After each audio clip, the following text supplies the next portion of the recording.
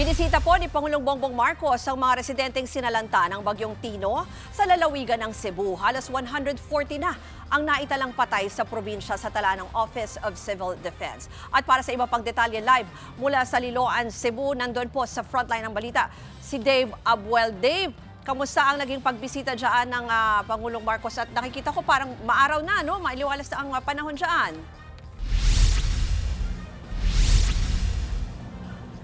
Ruth, dumating na si Pangulong Bongbong Marcos sa Tiltilon Elementary School dito sa Liloan, Cebu.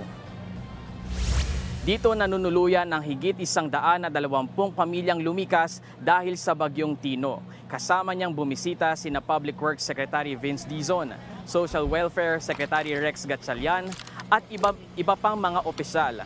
Bukod sa pamamahagi ng relief packs, nakatanggap din ng tulong pinansal na 5,000 piso ang bawat pamilya. May inilagak ding mobile kitchen na namimigay ng ready-to-eat meals sa mga bakwit. Sa kabila nito, problema pa rin ng mga apektadong residente ang malinis na tubig. Samantala, laking pasalamat naman daw ng ilang residenteng maagang nakalikas bago pa ang bagyo dahil kung hindi raw ay posibleng inanod na sila ng matinding baha.